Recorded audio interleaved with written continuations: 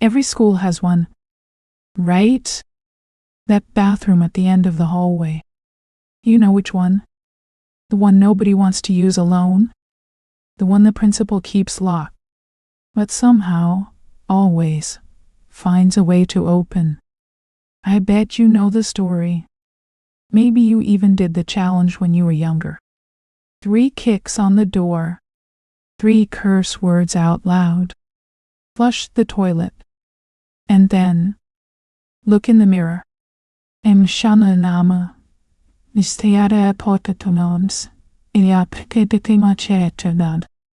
And what I do is a bit different.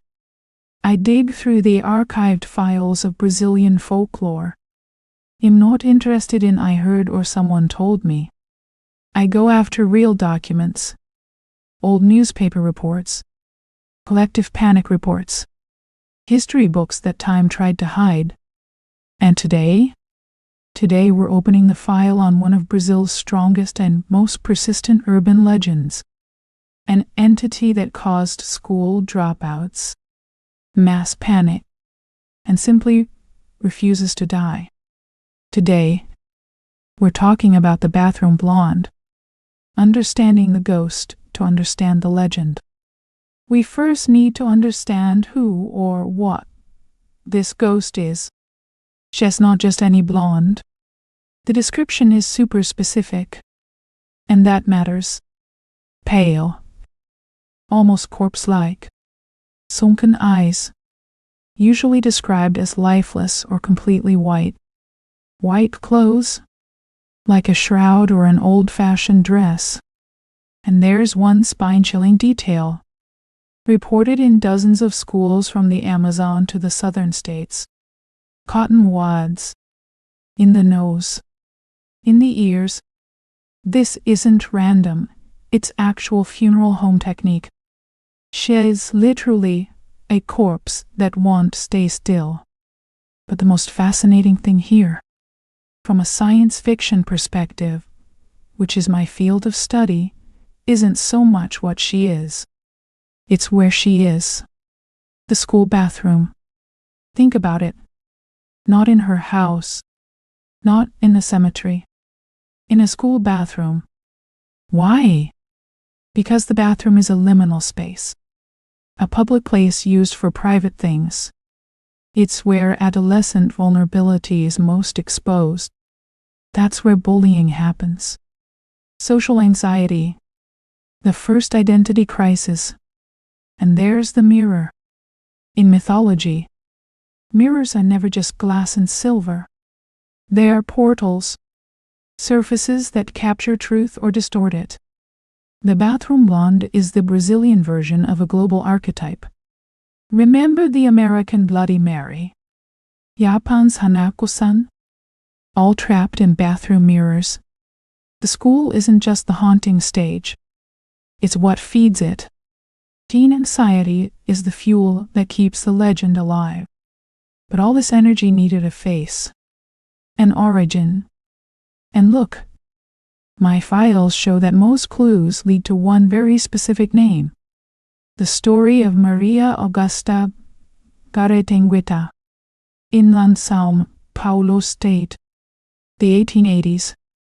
Maria Augusta de Oliveira, daughter of a wealthy, powerful family, a beautiful young blonde woman, promised in marriage, against her will, to a much older but politically influential man. The story, documented in newspapers of the time and in regional history books, tells that Maria Augusta was rebellious. Shortly before the wedding, she defied her entire family, sold her jewelry and fled. Where to? Get this. Paris. She lived in Paris for a few years. But freedom was short-lived. At 26, in 1891, Maria Augusta dies. Official documents are conflicting. Some mention tuberculosis. Others, far more sinisterly, suggest rabies, hydrophobia, a disease that distorts the face and causes fear of water. The devastated family demands the body return to Brazil. And here's where the legend gains strength. The journey was too long. The body needed extensive embalming to cross the Atlantic. The coffin was sealed. When it arrived in Guaratinguetá, her mother, inconsolable, demanded to see her daughter's face. The body was preserved but extremely pale, dressed in white, and to maintain facial integrity after the long journey. The body was obstructed with cotton. Maria Augusta was buried in the family tomb, but her mother, consumed by grief, kept the wedding dress she never wore and a portrait of her at home. The tragedy was complete. Almost. The fire and the school years later. The family mansion in Guaratinguetá caught fire.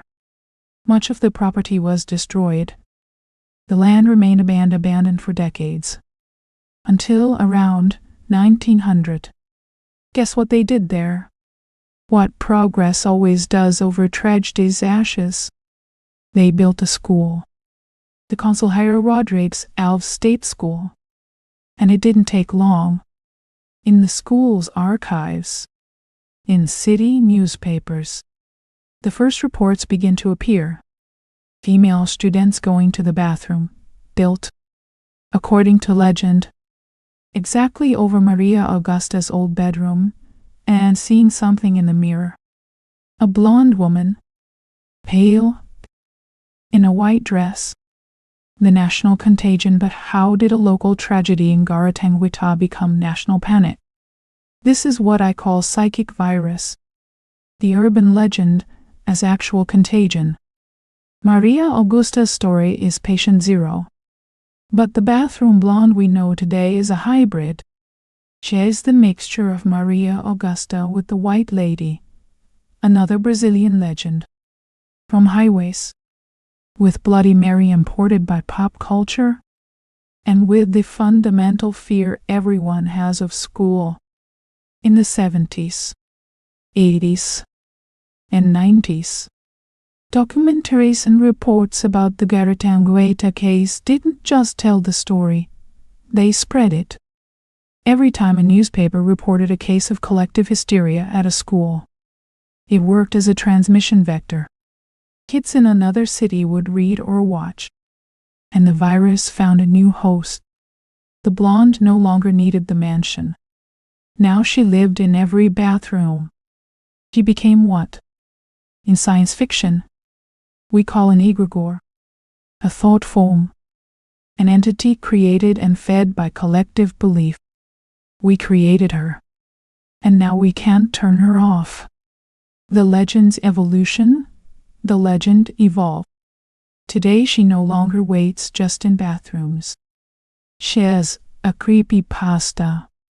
She's a WhatsApp chain message promising death if you don't forward it. She's a TikTok challenge.